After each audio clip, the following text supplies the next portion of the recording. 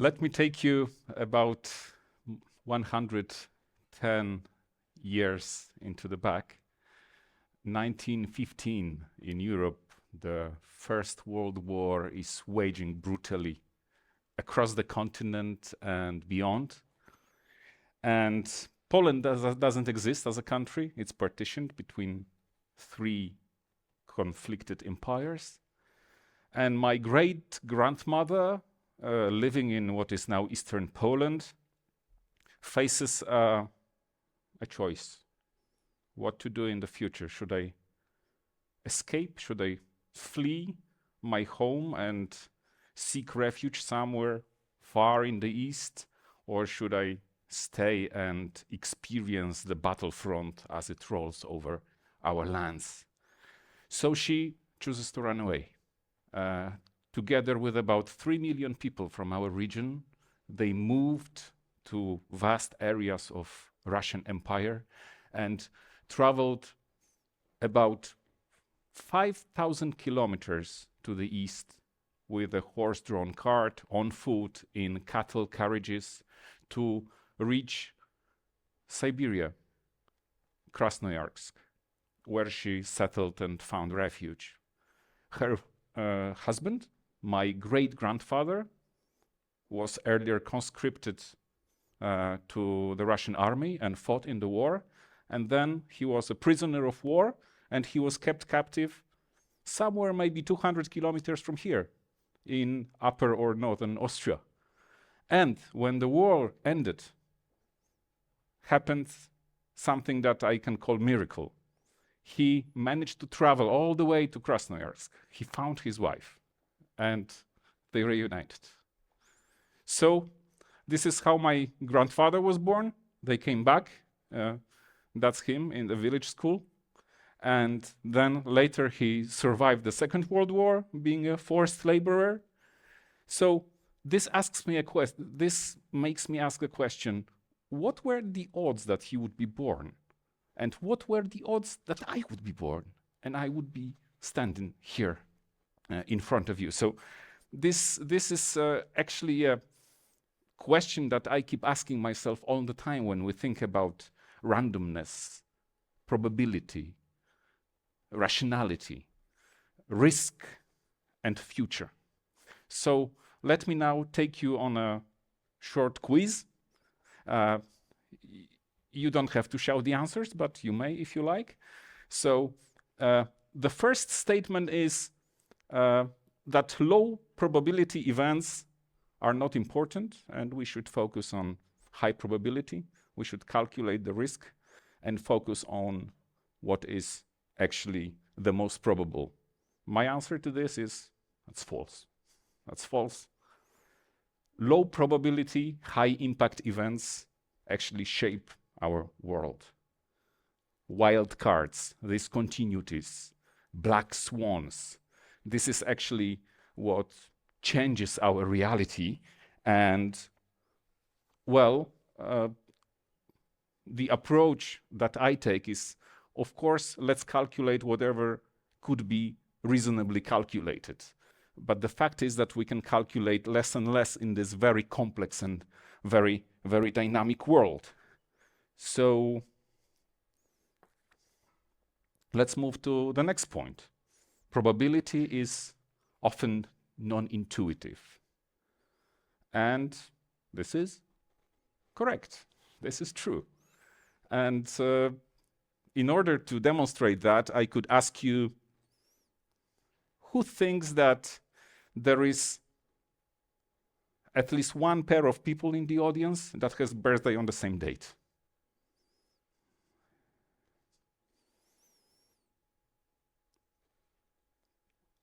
Rather few people, I would say. Who thinks that there are at least 10 pairs of people with the same birthday today in the audience? Well, I see one hand. And actually, I would bet money with you because there is, if we assume there are about 100 people here in the audience, we have more than 80% chance that there are at least 10 pairs with the same birthday here in the audience. This is rather non-intuitive, no? because our brains are not made to calculate this kind of probabilities. The other example that is quite relevant to medical profession is when we assume that we have 1% risk of breast cancer in the certain population, and we have mammography that is 90% accurate. So the remaining 10% are false positives, right? So they give you a positive cancer result when there is no cancer, in fact. So when we have this kind of assumptions, we have a patient who does the test and has a positive result. What's the probability that that patient actually has cancer? Some people say 90% because that's the accuracy of the mammography, right? Some would say, well, maybe 70% because sometimes the test is wrong, you know. But in fact, it's less than 9% because we omit the base probability, the base rate, right? And this is also non-intuitive. And there has been a lot of studies on that, that even nowadays in medical profession, students and practitioners fail to actually appreciate the base rate. Probability is non-intuitive. Uncertainty equals risk. True or false? False. Risk is measurable ignorance. Uncertainty is unmeasurable ignorance. And again, it's nice to hug to numbers. It's nice to give percentages. It makes headlines. It's attractive. We like to have specific numbers assigned to different events. But again, betting on only what we can calculate limits our understanding of the reality. So building our strategies only on what we can calculate would be very, very limiting. Some said that we are not in shortage of predictions. We are not in shortage of probability models. We are in shortage of imagination. So we need imagination to explore uncertainty. That's the gone with the wind style of statement. We'll worry about the future in the future. I cannot think about it today because I will go crazy. Well, of course, this kind of approach is false, but I can really identify with it. This really follows my procrastinator type of action. We are not comfortable in facing challenges. And in our busy lives, we pretend to escape those uncomfortable situations, doing all the other little things that are here on our desks, in our mailboxes, and so on. So we tend to move away from strategic decisions and really important actions that may shape our positive futures. But there is the other side of the coin. There is this approach that we could quote as acting quickly is always better than acting wisely. And it's also false. So we have this dilemma, right? No choice is also a choice. And sometimes it is this wisdom to actually stop for a moment and think. There is this joke saying that American scientists have found out that in order to move to the future, you need to wait. So there is some deep wisdom, I think, in this joke, and I will not give you a very precise recipe of balancing the quick action and reflection, but the dilemma is there. So, another statement. People are rational decision makers. Oh, everybody shouts false.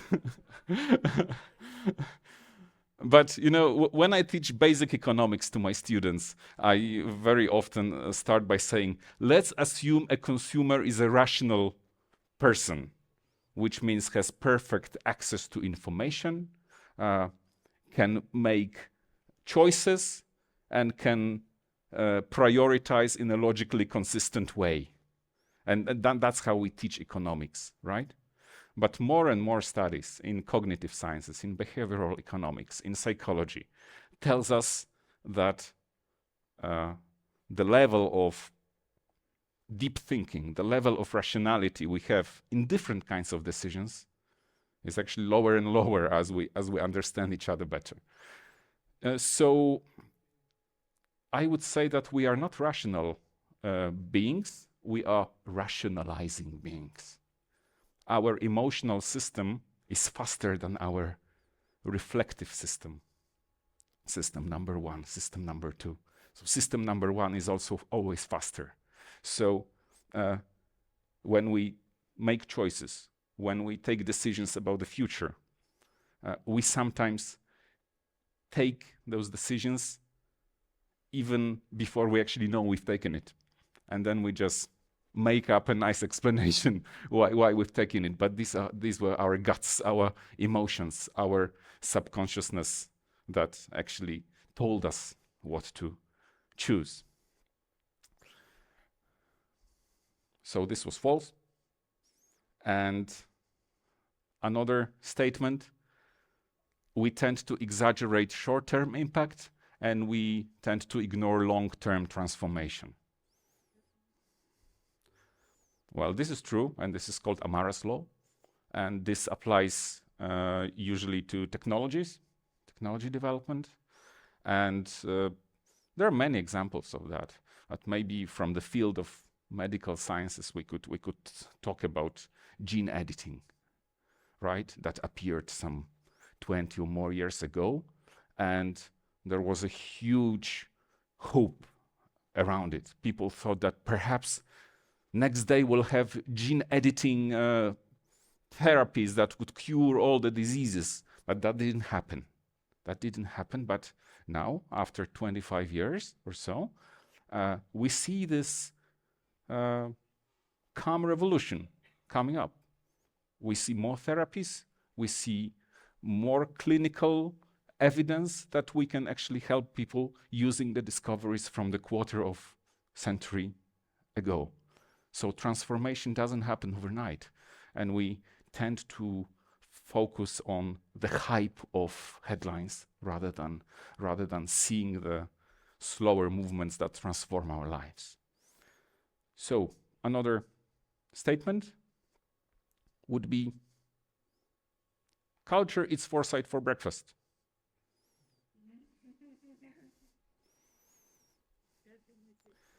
Yeah, I like breakfast, so that's true.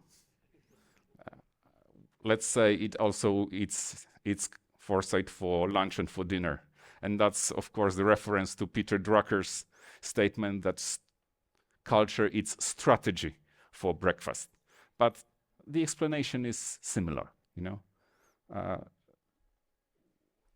We may have very sophisticated systems of exploring futures, of identifying things on the technological horizon, on understanding how trends cross-impact each other and so on.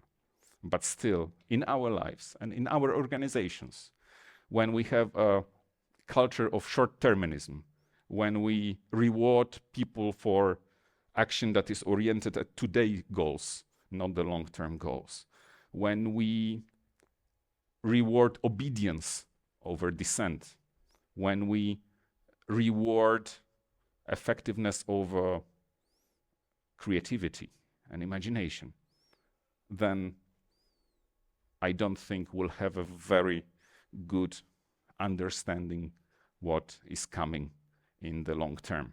And in the long term, then we'll lose, because there is a lot of evidence that organizations that actually adopt foresight to their culture thrive, and those who don't are more likely to disappear.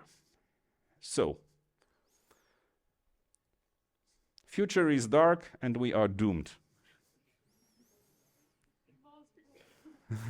Well, we've heard about the negativity bias, right? And, well, you may answer for yourself, but in my opinion, it's false. Just the two examples. What's the percentage of the world population that has access to drinking water within 30 minutes from their homes?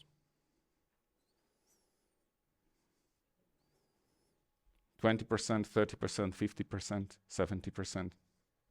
90%, actually. 90%. Many of you may get it right because you're well-educated people. But more than 70% of respondents, they underestimate this number. They said that less people have access to water. So it shows that the level of education doesn't actually impact our negativity bias. So we may be very well educated, but our negativity bias stays. Does it mean that we have a great world? No, because there is 10% of people in the world that don't have access to water. But still, the world is better than we think. How about hunger? Hunger in the world. What's the percentage of the world population that doesn't have enough food to meet its energy needs daily? 50%, 40%, 30%? 11%, that's the number. Is it high or low? I would say even 1% would be too high, right? But again, more than 70 people think it's worse than it is. So the negativity bias is here, and it has a lot of impact on the way we picture the future, and has a lot of impact on the way we see our communities, our organizations, our families in the future. So I would say, let's be more optimistic. Hype equals hope. We discussed the difference between short-term effects and long-term transformation. And this is just another way of putting it. Hype is loud. Hype makes headlines. Hype is usually fueled by some corporate interests. You make money on hype. But hope is more quiet, more collaborative, and is people-based. So especially when we think about hopes that we put on technological advancement, I think there is at least as much to do on the people's side than on the technological side. So technology is neither good nor bad, nor is it neutral, as they say. So democratic and transparent processes of designing trajectories of technological development are equally important than actually pure scientific and technological discoveries. So my answer to this would be hype is not hope. And to finish off on something positive, there is no future. Because there are futures. We don't find futures. We make them. We make them together. And this linear approach to seeing how world develops is actually a foregone approach. We need to think in multiple scenarios, and we need to appreciate all the different factors and also our agency in shaping the future we want to have. So I will now look through my cards and find a poem by a Polish Nobel-winning literature Nobel-winning author that I think is a good summary and a good takeaway from this presentation. It's called Nothing Twice. Nothing can ever happen twice. In consequence, the sorry fact is that we arrive here improvised and leave without the chance to practice. Even if there is no one dumber, if you're the planet's biggest dunce, you can't repeat the class in summer. This course is only offered once. Thank you.